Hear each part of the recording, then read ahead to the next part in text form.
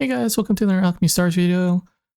Today I thought I'd go over Victoria Altar for you guys, and happy 4th of July. I guess if you guys are in the States. Yeah, so I'll just go over her kit and probably like team comps and probably explain her skills and stuff like that for some of the newer players who are getting into the game and stuff like that. But as I've been playtesting her for like the last few days though, she is extremely a broken unit even at Breakthrough 0, known as like 0 copies. And if you get her more copies though, the harder she's gonna hit. And it's my belief though, I don't know if everyone else's though, but you know, she is probably the premier like dark tile unit in the game right now for DPS. She is clearly stronger than Reinhardt just as a solo unit though. But for team play wise, you could mix her a lot more. She's not limited to I used to say red, the Met mono red, I should say, sorry. Yeah, mono red units. And let's go over here. Okay. So her first active skill, Blood Moon Dahlia. So if you guys don't understand what the Sanity system is, you could just click right here and it'll explain to you. So basically, when you enter the battle or something like that with the Sanity system, you always start out with 100 Sanity. And as you slowly use like skills and stuff like that with units that have the Sanity, it lowers it down. And the prime target you want to hit, or the premium number, like I say, you want to hit is around 50 to 79 right here. Is because this also applies to the top thing. So you get 1 stack of poison. That 1 stack of poison is that much, so you'll be losing like maybe 2 to 3% every single turn. So this isn't that bad. But it also lowers your team HP by 10%. This is a pretty important buff. You'll understand why in a second. But this one also applies to all enemies on the field though, when you reach like 79 and under. So yeah. And at 49 to 20, it gets a little bit sketchy because this Mirage pops up and it actually marks you with like another debuff or like something. I forgot what it was though, but yeah. Then at like 19 to 1 is like when you get like 4 more stacks, so you actually get 5 stacks of poison and it'll start really hitting you per turn. And it reduces your healing by 20% also. So then at 0 sanity, you'll lose an additional 90% defense, so you'll have 10%. So enemies are going to be like really decking you if you're at 0 sanity. Okay. So how her first skill works is just a nuke target. It's a damaging nuke, pretty much, that hits the target and it marks them. So it doesn't debuff them, it just marks them. And that damage is dealt like 200% of the total team's lost HP. This is very important because there's one specific unit in the game that really helps buff this. And I'll explain that unit in a minute or so. I guess later on. But yeah. So basically, the lower your HP is, the more damage that this is going to do. And their second as a skill, was it Dancing Ripples, I think? Or, yeah. It's basically just swaps the sanity with your HP. And if you have her at, I think, R3, you get 2 charges of this. So basically, if you're at like 80% HP, 80% sanity or 80 sanity, it gets swapped to HP, and you have 80% HP now, and whatever HP that you have, it just swaps it around. And that's what it is. This is kind of whatever though, but it kind of plays into her equipment skill. And her chain combo is like, it's kind of whatever. It's like 3 of the nearest enemies, and you basically damage them. Then if whatever mark target you have from up here, she'll hit them 1 more time, so it's basically 2 if they're within range though. Okay. Now her equipment skill is very important. It says that at the start of each round or when passing over a dark tile, deals defensive damage once equal to 30% of the team's lost HP to the enemies with the Lord's Covenant. So basically every single time she walks over a dark tile, now this is like very specific because there are certain units in the game that has a specific element to their tiles that they need. Victoria doesn't need that, so as long as she's the captain unit and she walks over dark tiles, and if you mark a target, this will always trigger. So, and then she'll gain back, after she does damage, she'll also gain back a little bit of sanity equals 3%.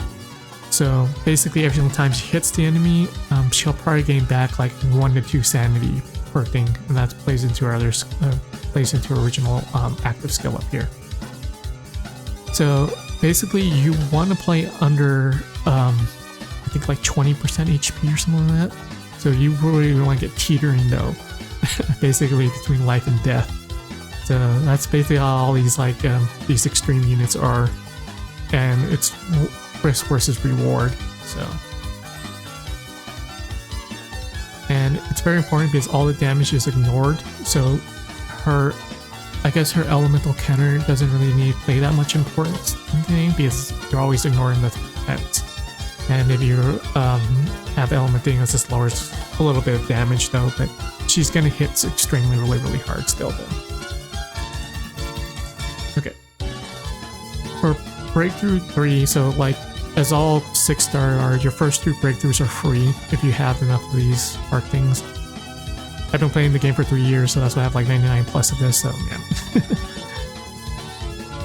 Okay, so once you reach 50% or under sanity, she'll convert like the nearest non-red tile into a dark tile. And basically what dark tiles are is like when you walk over them, they cause a special effect if your unit has like a dark tile passive or something like that. But mainly what they're used for is like when you walk over a tile, the tile gets refreshed, and it's RNG when it usually gets refreshed into. So it's basically a 25% chance out of the 4 colors that it'll be turned back to red though. But with the red dark tiles, it will always turn back to red. So there's no RNG when you walk over it. So that's why it's beneficial to have some like dark tiles in general. Then breakthrough 4, this one just adds an additional 4,000 damage on top of the multiplier of the team slash HP. So if you want her to hit really hard with her nuke, yeah, breakthrough 4 is kind of a lot of commitment though, but yeah. Then her breakthrough 6 is basically instead of keeping your HP lower to a certain point to max out the damage on her first skill, this one will automatically max it once your team reaches 50% HP. That's the benefit of this. So you don't have to be teetering between that badly, but you just need to hit the 50% mark pretty much. And normally this one's the HP one and this one's the defense though, but yeah. So basically you want to play her, have the team as low as HP as possible to get the most out of her her active skill 1, her damaging nuke though. Okay. And this is probably like, I guess a pseudo setup, and you can probably change a lot of these units around. Nails works quite well with her in the sense that, you know, you kind of want to get back a little bit of HP that you lose, so you could stay around like healthy, otherwise, you know, you can swap them out. But the other one unit, like the 4-star nails, is unique in the sense that it buffs her active skill, I guess you could say. Let me see. Where is he? Right here. So if you have the regular 4-star nails, he's also like very beneficial to put her in a team with the Victoria Altar because of his active skill right here. So he sacrificed 15% of the current HP to deal damage, and you know, this right here. And it flex 1 stack of bleed, and it lasts for 2 rounds. But this is the last part that's very important for him, is that Nail's basic HP right here increases by 50%. So basically your HP pool is actually increasing every single time you use the skill. Even of course it goes down, but also puts in like a passive buff on the team that's, you know, your HP is actually getting up. So as more turns keep going on and on and on, that HP pool is growing bigger, and it's going to make Victoria's Altar's active skill keep hitting harder and harder and harder. Till it's like maybe 300k though. But yeah. see this right here. So attack and defense increases as the HP increases, granting a bonus of 25%. So basically, it plays into the low HP thing. Then you have these two, Algo and Patia, basically converters for dark tiles. But since that she doesn't need the red tiles as much, you could probably like do like I think with Gino and all the other Sanity units, so probably like May, I guess, put them in the theme. And the other one is Mia. Mia also benefits from low HP also though, because of her active skill in the sense that she gains more attack damage basically on the lower HP that you are. See, gains equals to 90% HP. And her second skill right here assumes 7% of the team's HP to create a shield equal to 150% of her attack. So the lower HP that she has, the more attack that she has, though. That's basically what all this is. The second part is that you can't get her because she is an exclusive unit like Victoria is. So you have to wait until her banner pops up to even get a chance to pull her, so there's no off banner like all these other ones you could probably pull them off banner. If you don't have Mia, the other good alternative for her is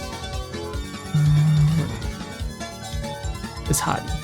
Hadi also benefits from the low HP thing in the sense that if you have her at R3 or something like that, she has this damage right here, increases up to 50% when the HP is lower than 30%. So right here. So the lower HP is and stuff like that. So if you do go that route, I would suggest getting like a shielder.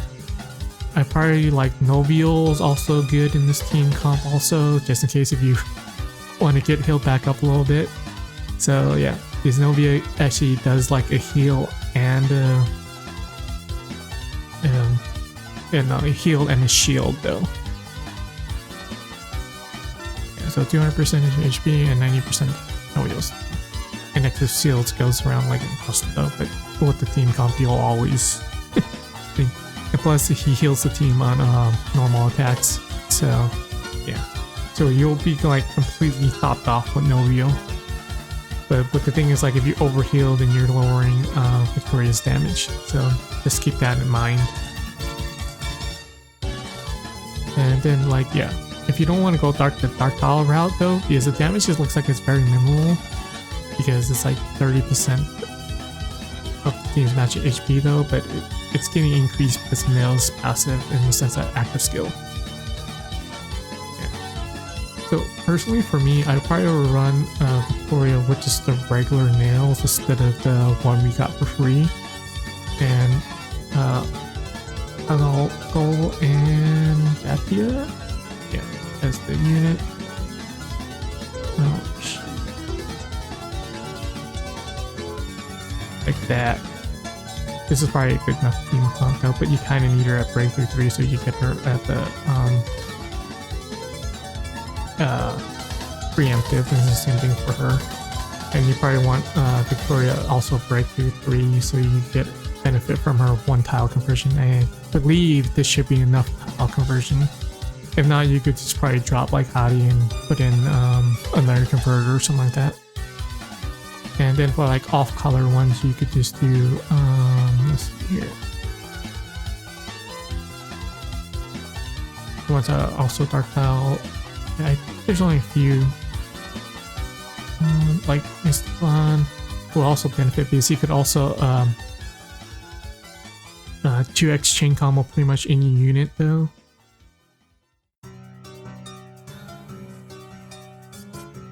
And May. If you want to play around with the Sanity system,